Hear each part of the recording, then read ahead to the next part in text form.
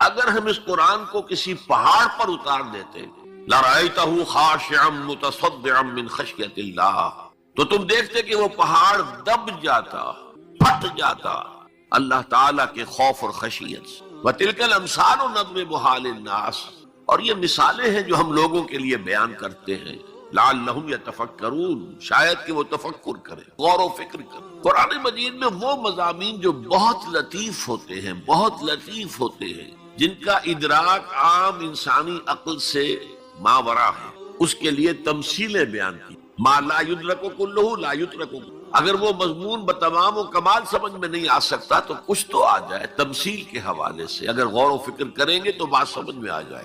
اب اس تمثیل کے حوالے سے سب سے اہم مقام جو ہے قرآن مجید کے اس اصول کے تحت کہ القرآن یفسر بعضہ بعضا، قرآن کا ایک حصہ دوسرے حصے کی تفسیر کرتا ہے۔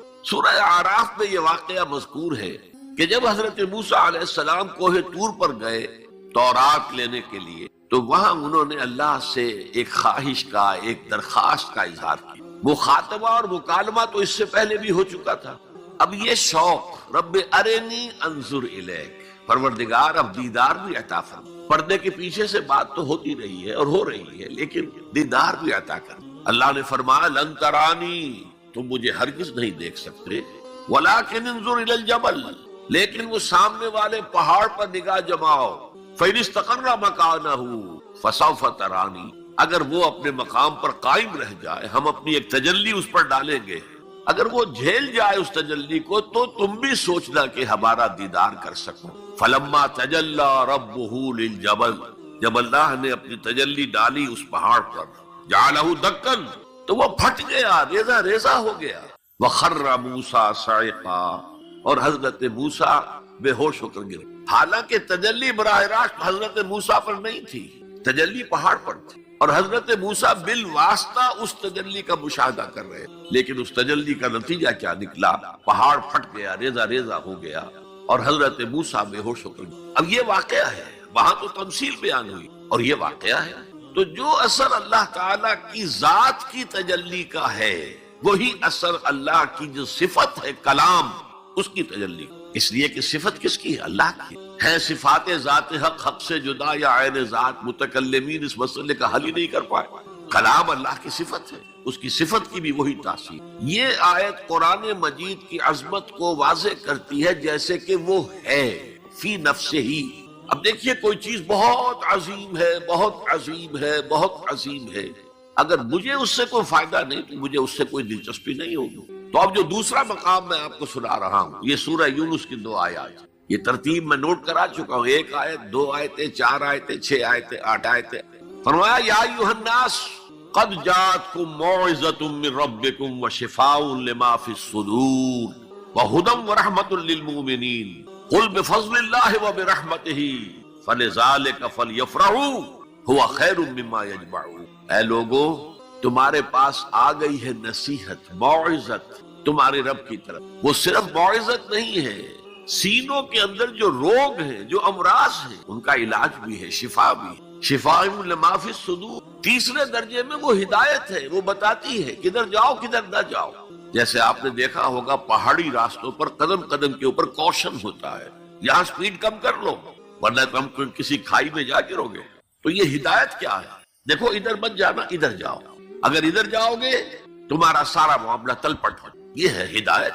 اور جو چیز دنیا میں ہدایت ہے وہ آخرت میں رحمت، ہدی ورحمۃ للمؤمنین۔ اب میں چاہتا ہوں ان 4 الفاظ میں جو ربط ہے اسے سمجھیں۔ دیکھیے اگر کسی ایسی زمین پر بارش برسے جو اوپر سے بہت سخت ہے تو پانی بہہ جائے گا، زمین میں جذب نہیں ہوگا تو کوئی رویدگی پیدا نہیں ہوگی۔ اگر دل سخت ہے تو قرآن مجید ان پر کوئی اثر نہیں۔ اس کے لیے سب سے پہلے موعظہ کی ضرورت ہے، واعظ کی ضرورت ہے، نصیحت کی ضرورت ہے، تاکہ دل نرم پڑ جائے۔ انسانی دل جب سخت ہوتے ہیں تو ان کی سختی چٹانوں سے زیادہ ہوتی ہے۔ سورہ بقرہ میں فرمایا ثم قست قلوبکم فہی کالحجارۃ او اشد قسوہ، یہودیوں سے خطاب ہے۔ ثم قست قلوبکم من بعد ذلک فہی کالحجارۃ او اشد قسوہ، اے بنی اسرائیل، تمہارے اس طرز عمل کے نتیجے میں تمہارے دل سخت ہو گئے اور اب وہ پتھروں سے زیادہ سخت۔ لہذا سب سے پہلے ضرورت کیا ہے؟ دل کی زمین کو نرم کیا جائے، اس میں حل چلایا جائے۔ یہ کام ہے موعظہ کا، واعظ کا، نصیحت کا۔ ہمارے معاشرے میں کسی زمانے میں واعظ کا بڑا رواج تھا، آج کل یہ چیز ختم ہو، بلکہ واعظ کو گھٹیا بات سمجھا جاتا ہے۔ بھائی کوئی عقلی بات کرو، کوئی علمی بات کرو، تم تو واعظ کہہ رہے ہو، گویا کہ واعظ گھٹیا چیز۔ واعظ سے دل میں رقت پیدا ہو، نرمی پیدا ہو۔ تو قرآن مجید ہی سب سے بڑا موعظہ ہے۔ ہم نے بدقسمتی سے کیا کیا، جب واعظ کہے جاتے تھے تب بھی مثنوی مولانا روم سے، ضعیف احادیث سے، واعظ دستاں زنو افسانہ بند، واعظ بڑے اونچے اونچے ہاتھ چلا کر اور افسانہ جو ہے بیان کر رہا ہے، لیکن اس کا حال کیا ہے؟ از خطیب و دیلمی گفتارے ہوں، بعض ضعیف و شاذ و مرسل کارے ہوں۔ وہ خطیب بغدادی یا دیلمی کی جو احادیث ہیں، جو سب سے گھٹیا درجے کی کتابیں حدیث کی، سب سے کم تر درجے کی کتابیں حدیث، ضعیف کتابوں کے یوں سمجھئے کہ بہت بڑے مجموعے، وہاں سے وہ حدیثیں لا رہا ہے۔ الضعیف و شاذ و مرسل کارے ہوں، ضعیف حدیث، شاذ حدیث، مرسل حدیث سے وہ بیان کر رہا ہے۔ قرآن سے اس کا کوئی تعلق نہیں۔ قرآن مجید سب سے بڑا واعظ ہے۔ یا ایھا الناس قد جاءتکم موعظہ، یہ دل کو جب نرم کرتا ہے تو پھر اس میں جذب ہوتا ہے، یہ سیکنڈ سٹیپ ہے اس کا۔ اور جب دل میں جذب ہوگا تو دل کے اندر کی بیماریوں کو دور کر دے۔ دل کے اندر کی بیماریاں کون سی ہیں؟ تھرومبوسس نہیں، انجائنا نہیں، وہ اور ہے۔ وہ دل کی بیماریاں جن کے لیے قرآن شفا ہے، وہ ہے تکبر، حسد، حب مال، حب دنیا، حب جاہ، حب شہرت۔ یہ ہیں وہ چیزیں کہ جو اصل ہیں، جو دل کے امراض ہیں، ان سب کو جڑ سے نکال کر پھینک دے گا قرآن ہے۔ یا ایھا الناس قد جاءتکم موعظۃ من ربکم وشفاء لما فی الصدور، وہ ہدی اور وہ ہدایت ہے۔ انفرادی زندگی کے لیے بھی ہدایت ہے، اجتماعی زندگی کے لیے بھی ہدایت ہے۔ کبھی اگر سورہ فاتحہ پر آپ غور کریں، جو ہماری نماز کا جزو لازم ہے، تو ہم پہلے کہتے ہیں الحمدللہ رب العالمین الرحمن الرحیم مالک یوم الدین ایاک نعبد و ایاک نستعین۔ یہ ہدایت تو ہمیں پہلے ہی ملی ہوئی ہے۔ پھر جو ہم کہتے ہیں اہدنا الصراط المستقیم، اللہ کو ہم نے پہچان لیا، اسے رب العالمین مان لیا، اسے رحمان مان لیا، اسے رحیم مان لیا، اسے روز جزا کا حاکم مطلق مان لیا، تو اب کون سی ہدایت رہ گئی؟ ہدایت تو آ گئی۔ اب اصل ہدایت جو درکار ہے وہ ہے جو ریلیونٹ ہے آج کے دور میں، جو اجتماعی نظام ہے انسانوں کا۔ اس کے لیے انسان بالکل بے بس، اس کی عقل جو ہے اجتماعی نظام عدل قائم نہیں کر سکتی۔ انفرادی طور پر نیکی اور بدی کا علم میرے اور آپ کے نفس کے اندر ودیعت شدہ ہے۔ وَنَفْسٍ وَمَا سَوَّاهَا فَأَلْهَمَهَا فُجُورَهَا وَتَقْوَاهَا، یہ موجود ہے۔ لیکن یہ کہ معاشرتی نظام میں عورت اور مرد کے درمیان کیا توازن ہو، ان کے حقوق و فرائض کا توازن دنیا میں کیا ہوتا رہا ہے اور ہو رہا ہے آج بھی۔ یا عورت جوتی کی نوک کے برابر ہے، کوئی اس کی حیثیت نہیں، بھیڑ بکری کی طرح ملکیت ہے، اس کے کوئی حقوق نہیں۔ اور یا عورت کلوپیٹرا بن کر پورے ملک کی قسمت کا بیڑا غرق کرتی ہے، انسانوں کے شانہ بشانہ ہو کر وہ در حقیقت خاندانی نظام کو برباد کرتی ہے۔ ان دونوں کے درمیان توازن کیسے قائم کیا جائے؟ اب آپ سوچئے، تجزیہ کیجئے۔ اگر مرد سوچے گا، نظام بنائے گا، تو وہ اپنے احساسات سے تو واقف ہے، عورت کے احساسات و جذبات سے تو واقف نہیں ہے۔ عورت نظام بنائے گی تو وہ اپنے احساس و جذبات سے واقف ہے، وہ مرد کے احساسات و جذبات سے واقف نہیں ہے۔ یہ عادلانہ نظام وہی ہستی دے سکتی ہے جس نے مرد کو بھی پیدا کیا، عورت کو بھی پیدا کیا۔ ایک ایمپلائر ایمپلائی ریلیشن شپ ہے، کارخانے دار ہے، وہ لوگوں کو رکھتا ہے مزدور۔ اب جو بھی پروڈکشن ہو رہی ہے، جو نفع ہو رہا ہے، اس میں کتنا حصہ مزدور کا ہونا چاہیے، کتنا سرمایہ دار کا ہونا چاہیے، کون طے کرے گا؟ یا سرمایہ دارانہ نظام بن جائے گا اور مزدور کمر توڑنے والی محنت کرنے کے باوجود زندگی کے بنیادی جو تقاضے ہیں ان کو بھی حاصل نہیں کر سکے گا۔ میں نے آپ کے ممبئی شہر میں جو اس وقت دیکھا ہے، یہ جو چھوٹے چھوٹے خانے بنے ہوئے کبوتروں کے سے جن میں انسان رہ رہے ہیں اور پوری زندگی ان میں گزارتے ہیں، یہ انسان، جبکہ اونچے اونچے محل موجود، بڑی بڑی عمارتیں موجود، ایکڑوں پر پھیلی ہوئی کوٹھیاں موجود، یہ ہے ننگا کیپٹلسٹک نظام، ننگا عریاں۔ اسی کا رد عمل تھا جو کمیونزم کی شکل میں ظاہر ہوا، ایکویلٹی ہونی چاہیے، لیکن اس کمیونزم نے شکل اختیار کر لی، ون پارٹی ڈکٹیٹرشپ۔ تمہیں کوئی حق حاصل نہیں ہے، نہ کچھ کہہ سکتے ہو، نہ تنقید کر سکتے ہو، نہ رائٹ آف ایسوسیشن ہے، نہ right of expression of opinion ہے، بس کام کرو، تنخواہ لو، روٹی کھاؤ، اللہ اللہ خیر سب۔ یہی وجہ ہے کہ وہ نظام بھی مر گیا۔ اسی طریقے سے کسی بھی نظام میں اگرچہ حاکم مطلق تو اللہ ہے، پھر بھی کوئی نظام آپ بنائیں گے تو کچھ حکام ہوں گے، اولو الامر ہوں گے. خلافت راشدہ میں بھی تھے نا، امیر المومنین تھے، اولو الامر تھے. عوام میں اور ان کے درمیان حقوق و اختیار کا توازن کیا ہو، کون طے کرے گا؟ اولو الامر تو چاہیں گے سارے اختیارات ہمارے پاس ہوں، ٹوٹلیٹیرین سٹیٹ قائم ہو جائے گی. عوام چاہیں گے ہمارے پاس ہو اور ہمیں اتنی آزادی ہو کہ مادر پدر آزاد ہو جائیں، جو چاہے کریں، ہومو سیکسول ہو جائیں، ہومو سیکسول میرجز کریں، ہمیں کوئی روکنے والا نہ ہو. تو میں نے آپ کو بتایا اجتماعی نظام کے یہ 3 گوشے ہیں: معاشرتی نظام، معاشی نظام، سیاسی. آج کے انسان کی اصل ضرورت ہے، اس لیے کہ اس طرح کا ہمہ گیر نظام اس سے پہلے تھا ہی نہیں. لوگوں کو آزادیاں تھیں. آج آپ کا پورا تعلیمی نظام بھی اسی نظام کے تحت ہے. آپ کہاں لے جائیں گے اپنے بچوں کو؟ آپ ان کے حوالے کر کے اپنے ہاتھ دھو لیتے ہیں. You wash your hands of your children. وہ نظام جو چاہے گا بنا دے گا ان کو. گلا تو گھونٹ دیا اہل مدرسہ نے تیرا، کہاں سے آئے صدا لا الہ الا اللہ؟ کیا کریں گے؟ انہیں کہیں کسی تہخانے میں تو بند نہیں کر سکتے. آپ اپنے گھر میں ٹیلی ویژن نہیں لائیں گے، وہ جا کر دکان پہ دیکھیں گے. جب تک نظام درست نہ ہو، اور نظام کی ہدایت ہے جو قرآن نے دی ہے اصل، ورنہ اخلاقیات کا معاملہ میں آپ سے عرض کر دوں کہ یہ تو نوع انسانی کی مشترک میراث ہے. سچ بولنا اچھا ہے، جھوٹ بولنا برا ہے، کون نہیں جانتا؟ کیا ہندو نہیں جانتا؟ کیا بدھ مت کا پیرو نہیں جانتا؟ وعدہ کرنا اچھا ہے، وعدہ خلافی بری ہے، کون نہیں جانتا؟ عیسائی نہیں جانتا، یہودی نہیں جانتا، سب جانتا. بیسک ہیومن مورالٹی تو ہمارے اندر ہے، جیسا کہ میں نے آیت آپ کو سنائی، وَنَفْسٍ وَمَا سَوَّاهَا فَأَلْهَمَهَا فُجُورَهَا وَتَقْوَاهَا. انسان کا نفس جو اللہ نے پوری طرح تیار کر دیا، نوک پلک سوار دی، اور اس میں نیکی اور بدی کی تمیز ودیت کر دی. لہذا اصل ہدایت ہے آج جس کی ضرورت ہے وہ اجتماعی نظام. 2 منٹ اور لے لوں آپ کے. 300 سال سے انسان اسی اجتماعی عدل کی تلاش میں ادھر سے ادھر ٹھوکرے کھا رہا ہے. کوئی 250 برس سے زیادہ ہو گئے ہیں. فرانس میں انقلاب آیا، کیوں آیا؟ یہ بادشاہت، چیمانی ادارت. بادشاہ کون ہے؟ وہ بھی انسان ہے، ہم بھی انسان ہیں. اسے کیا حق ہے کہ وہ حکومت کرے؟ لہذا انقلاب آیا، سخت خونی انقلاب آیا. لوگوں نے چاہا کہ عدل ہو، لہذا فرنچ ریولوشن آیا. لیکن چونکہ وہ ریولوشن یک طرفہ تھا، صرف سیاسی نظام بدلا، معاشی نظام نہیں بدلا. سود موجود رہا، لہذا اس کے بعد کیپٹلزم کی لعنت مسلط ہو گئی. پہلے لارڈز اینڈ بیرنز اور بڑے بڑے زمیندار اور جاگیردار سروں پر مسلط تھے، اور اب کارخانے دار اور کیپٹلسٹ مسلط ہو گئے. آج کی جمہوریت کیا ہے؟ This is the dictatorship of the capitalist.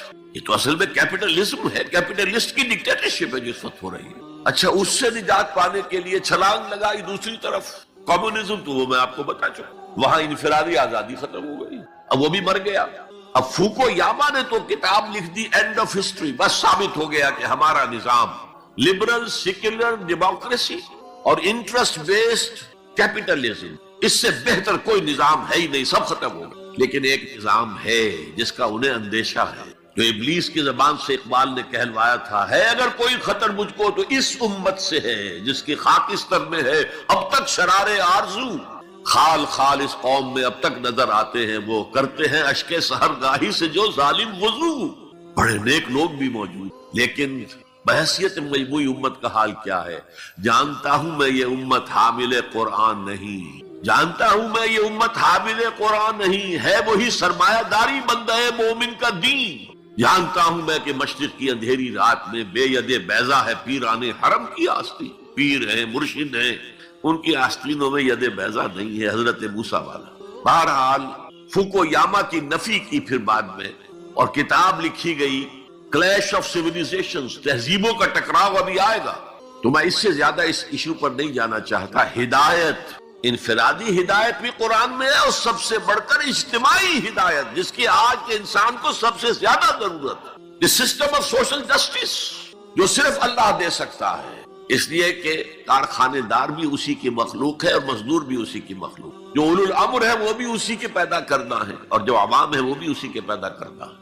مرد بھی اسی کا پیدا کرنا ہے، عورت بھی اس کی پیدا کرنا ہے. جیسے ایک حدیث میں آتا الخلق عیال اللہ، تمام مخلوق اللہ کے کلبے کے مانند. وہ عدل دے گا، وہ سوشل جسٹس دے گا، وہ توازن دے گا آپ کو معاشرتی نظام میں، معاشی نظام میں، سیاسی نظام. اس کا نتیجہ چوتھا جو نکلے گا رحمت للمومنین، اب وہ رحمت ہوگی آخرت. جیسے حضور نے فرمایا الزہراوین نام دیا سورہ بقرہ کو اور سورہ آل عمران کو. الزہراوین، زہرا کہتے ہیں بہت تابناک حضرت فاطمہ زہرا رضی اللہ تعالی عنہ. الزہراوین یہ دو بدلیوں کی صورت میں میدان حشر میں ظاہر ہوں گی، اور جو ان سے محبت کرنے والے تھے ان پر سایہ کریں گی، جبکہ کسی کے لیے کوئی سایہ نہیں. تو یہ رحمت کا ظہور ہوگا قرآن کا قیامت کے. اب اگلی آیت دیکھیے، قل بفضل اللہ وبرحمتہ، اے نبی ان سے کہہ دیجئے یہ اللہ کے فضل اور اس کی رحمت کا مظہر ہے کہ اس نے تمہیں قرآن مجید جیسی کتاب ہدایت دی، جو موعظہ بھی ہے، شفاء لما فی الصدور بھی ہے، دنیا میں ہدایت بھی ہے، آخرت میں رحمت بھی. قل بفضل اللہ وبرحمتہ فبذلک فلیفرحوا، اگر جشن منانا ہے تو اس کا مناؤ، خوشیاں منانی ہے تو اس کی مناؤ. ہوا خیر مما یجمعون، یہ دولت ان تمام چیزوں سے زیادہ قیمتی ہے جو انسان جمع کرتا ہے. دولت جمع کرتا ہے، مال، اسباب، جائیداد، کاروبار، اور محل بناتا ہے، اس میں بڑا اعلیٰ فرنیچر رکھتا ہے، اس میں لا کر ڈیکوریشن پیسز کہاں کہاں سے پوری دنیا سے لا کر رکھتا ہے. ان سب سے کہیں زیادہ قیمتی شے قرآن ہے. اب آئیے 4 آیات سورہ رحمان کی اولین 4 آیات. الرحمن، یہ جملہ نہیں بنا، یہ تو صرف مبتدا ہے، لیکن آیت پوری ہے. الرحمن علم القرآن خلق الانسان علمہ البیان. یہ اصل میں جو 4 آیتیں، ان میں 4 چوٹی کی چیزوں کا بیان ہے، ٹاپ موسٹ چیزیں. اللہ کے ناموں میں سب سے پیارا نام رحمان ہے، اگرچہ قرآن میں کثرت سے آیا ہے اللہ. وہ کیوں؟ اہل عرب صرف اسی نام سے واقف تھے، اللہم اللہم دعائیں مانگا کرتے. اور آپ کو معلوم ہے سورہ فرقان میں تو اعتراض بھی انہوں نے کیا، یہ رحمان کا کون ہے، ہم تو جانتے نہیں ہیں، یہ کہاں سے لے آئے ہوئے محمد تم رحمان صلی اللہ علیہ وسلم. لیکن آپ غور کریں تو سب سے پیارا نام رحمان ہے. دیکھیے رحمت سے یہ 2 نام بنائے گئے، الرحمن الرحیم. 113 مرتبہ تو تمام سورتوں کے سے پہلے یہ آیت موجود ہے، الرحمن الرحیم، بسم اللہ الرحمن الرحیم. سورہ فاتحہ میں الحمدللہ رب العالمین الرحمن الرحیم. ان میں فرق کیا ہے؟ یہ جو فعلان کا وزن ہے، اس پر جو عربی میں لفظ آتے ہیں، اس میں کسی صفت کی ہیجانی کیفیت، طوفانی کیفیت، ٹھاٹھے مارتا ہوا سمندر، پہاڑوں ایسی لہریں، اسی سے غضبان بنا ہے، انتہائی غضبناک، بہت غصہ. اسی سے جوعان بنا ہے، بھوک سے مر رہا ہوں میں، انا جوعان. اسی سے عطشان بنا ہے، میں پیاسا مر رہا ہوں. اللہ کا لفظ، اللہ کا نام رحمان ظاہر کر رہا اللہ کی رحمت ٹھاٹھے مارتے ہوئے سمندر کی طرح ہے. اور رحیم فعیل کے وزن پر ہے، جس میں دوام ہوتا ہے، تسلسل. تو اللہ کی رحمت جہاں ٹھاٹھے مارتے ہوئے سمندر کی طرح ہے، ساتھ ہی وہ آہستگی کے ساتھ مسلسل بہنے والے دریا کے معنی بھی ہے، تسلسل کے ساتھ. اب ان دونوں کا ریلیشن اگر میں آپ کو ایک مثال سے سمجھاؤں، اگر کہیں کسی بس کا ایکسیڈنٹ ہو جائے اور آپ دیکھیں کوئی عورت جو ہے مردہ ہو گئی ہے اور کوئی شیر خار بچہ اس کی چھاتی سے چمٹا ہوا، اسے کیا پتا میری ماں مر گئی، اور کوئی آئیڈینٹیفیکیشن نہیں ہو رہی، کچھ پتا نہیں ہے یہ کون خاتون تھی، کہاں سے آئی تھی، کچھ نہیں پتا.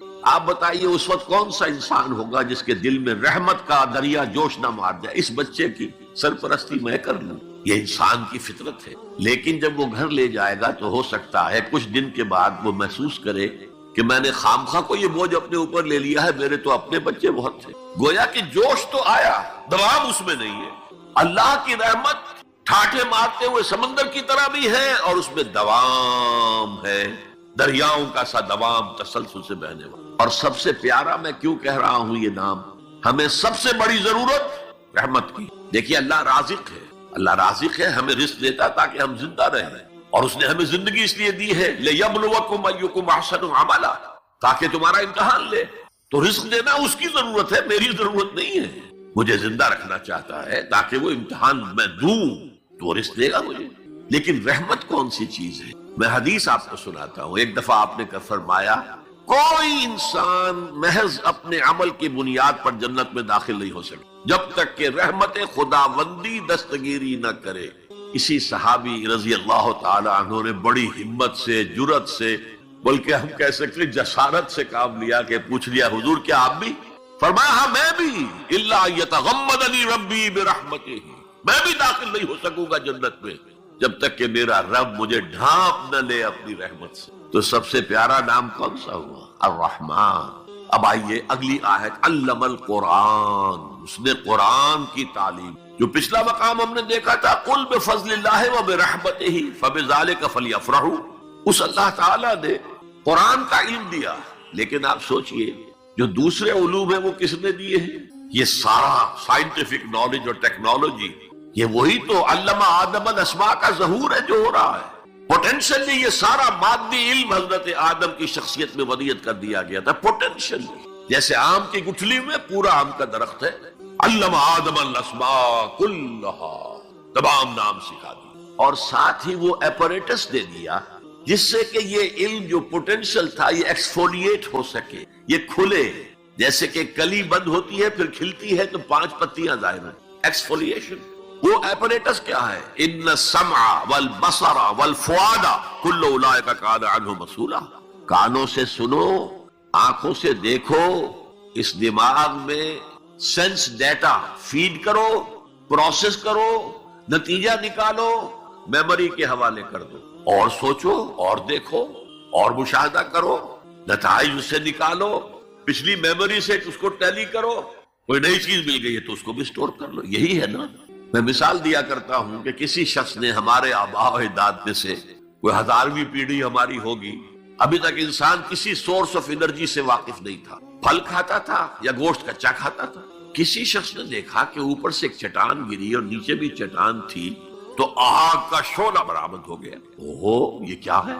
اب اس نے ویریفائی کرنے کے لیے 2 پتھر لیے، ٹکرائے، شعلہ پیدا ہو گیا، آگ ایجاد ہو گئی، the most primary source of energy. اس سے آگے کسی نے دیکھا کہ ہانڈی چڑھی ہوئی ہے چولہے کے اوپر اور ڈھکنا اس کا ہل رہا ہے، اسے کون ہلا رہا ہے؟ کوئی جن ہے، بھوت ہے، کون ہے؟ بعد میں معلوم نہیں، یہ سٹیم ہے، سٹیم میں طاقت ہے۔ سٹیم انجن ایجاد ہو گئے، چل پڑی گاڑیاں، فرنٹیئر میل آتا تھا پشاور سے بمبئی تک، چلا رہا ہے اسی سٹیم انجن سے۔ تو یہ علم ہمارا تدریجاً آگے بڑھا، لیکن یہ دیا ہوا اللہ کا ہے۔ لیکن تمام علوم میں چوٹی کا علم قرآن کا علم۔ میں کہہ رہا تھا نا، ان 4 چیزوں میں 4 چوٹی۔ اللہ کے ناموں میں سب سے پیارا نام رحمان، جو علم اس نے دیا تمام مخلوقات میں، اس میں چوٹی کا علم جو ہے وہ قرآن کا علم۔ اب آئیے، خلق الانسان، پھر سوچے انسان کو پیدا کیا تو کیا جنوں کو نہیں کیا؟ کیا فرشتوں کو نہیں کیا؟ کیا یہ گیلیکسیز پیدا نہیں کی؟ کیا چاند اور سورج نہیں پیدا کیا؟ کیا ہماری زمین کے اوپر زندگی کی جو شکلیں ہیں، نباتاتی اور حیواناتی، یہ چرند ہیں اور پرند ہیں اور مچھلیاں ہیں، کس نے پیدا کی؟ سب کچھ اس نے پیدا کیا، لیکن اس کی کریشن کا کلائمیکس انسان، سب سے بڑی اس کی تخلیق انسان، جو مسجود ملائک بن گیا۔ فسجد الملائکۃ کلھم اجمعون، کس قدر تاکید ہے، سجدے میں گر گئے تمام فرشتے، کل کے کل فرشتے جمع ہو کر 3 مرتبہ۔ کہیں شبہ رہ جائے جبرائیل نے نہیں کیا ہوگا سجدہ یا اسرافیل، نہیں، کلھم اجمعون۔ یہ انسان شاہکار ہے اللہ کی تخلیق کا۔ فرمایا ہے خلقتہ بیدی، اے ابلیس تو اس آدم کو سجدہ نہیں کرنا چاہتا جسے میں نے اپنے دونوں ہاتھوں سے بنایا۔ کیا معنی اس کے؟ اللہ کے 2 ہاتھ کیا ہیں؟ الا لہ الخلق والامر، 2 عالم ہیں، ایک عالم امر ہے، ایک عالم خلق ہے۔ عالم امر میں اللہ کے حکم کی تعمیل چشم زنن میں ہو جاتی ہے، انما امرہ اذا اراد شیئا فانما یقول له کن فیکون۔ اور عالم خلق میں وقت لگا۔ آم کی گٹھلی سے درخت تو بنے گا آم کا، لیکن کتنے سال لے گا؟ ماں کے پیٹ میں بچہ پرورش تو پائے گا، لیکن 9 مہینے لے گا۔ اللہ نے فرمایا کتنی جگہ پر میں نے آسمان اور زمین 6 دنوں میں پیدا کی۔ عالم خلق میں ٹائم کا ایلیمنٹ ہے، عالم امر میں کوئی ٹائم نہیں۔ عالم امر سے تعلق رکھنے والی صرف 2 مخلوقات ہیں، فرشتے اور انسانی ارواح۔ یسألونک عن الروح قل الروح من امر ربی۔ اور عالم خلق سے ہمارا یہ جسم ہے، حیوانی وجود ہمارا جو زمین سے آیا ہے، منہا خلقناکم وفیہا نعیدکم ومنہا نخرجکم تارۃ اخری۔ یہ یہاں سے آیا تو یہی چلا جائے گا، روح وہاں سے آئی اور وہی لوٹے گی۔ انا للہ وانا الیہ راجعون، یہ ہمارا جسم تو نہیں جائے گا۔ الرحمن علم القرآن خلق الانسان علمہ البیان۔ انسان کو جو صلاحیتیں دی اللہ نے، ان میں سب سے بڑی صلاحیت قوت بیان ہے۔ اسی لیے انسان کو اہل منطق کہتے ہیں حیوان ناطق، بولنے والا حیوان۔ یہ اپنے آپ کو ایکسپریس کرنے کی صلاحیت، یہ تمام صلاحیتوں میں چوٹی کی صلاحیت ہے۔ دیکھیے ہمیں آنکھیں دی ہیں، حیوانوں کی بینائی ہم سے کہیں زیادہ ہے۔ ایسے حیوان بھی ہیں کہ جنہیں لائٹ کی ضرورت ہی نہیں، بغیر روشنی کے دیکھتے ہیں۔ یہ باز اور شاہین بڑی بلندی سے زمین پر پڑی ہوئی سوئی کو دیکھتے۔ سماعت ہمیں دی تو بہت سے حیوانات کو ہم سے بہت زیادہ سماعت دی۔ آپ گھوڑے پر سوار جا رہے ہیں، آپ نے کوئی آواز نہیں سنی، گھوڑے نے سن لی ہے، اس کی کنوتیاں کھڑی ہو گئی، اینٹینا کھڑے ہو گئے۔ سوار کو معلوم ہوا کوئی خطرہ ہے، اس نے تو کچھ نہیں سنا تھا۔ پھر کتنے حیوان ہیں جو سونگنے کی قوت ان میں کتنی زیادہ ہے، ہر شے کو سونگ کر پتہ کرتے ہیں یہ ہمارے کھانے کی ہے کہ نہیں۔ اصل صلاحیت جو انسان کی صلاحیت ہے وہ قوت بیان ہے۔ آپ کو معلوم ہے بڑے بڑے وکیل ایک پیشی کے 5 لاکھ روپیہ لے رہے ہیں، کیوں؟ ان کے اندر بیان کی صلاحیت زیادہ ہے، جو مقدمے کو خوبصورتی سے پیش کر سکتے۔ ورنہ وہی قانون پڑھنے والے جو ہیں وہ کلا وہ جوتی پٹخار سے پھرتے ہیں، کوئی ان کو پوچھتا نہیں۔ اسی طرح آپ کو معلوم ہے دنیا میں بڑے بڑے جو ڈکٹیٹر بنے ہیں وہ قوت بیان کی بنیاد پر۔ ہٹلر کی فائری سپیچز اس نے کہاں سے کہاں اسے پہنچا دیا۔ لیکن اب ان چیزوں کو جوڑیے، الرحمن علم القرآن، یہ ایک جملہ بنا ہے۔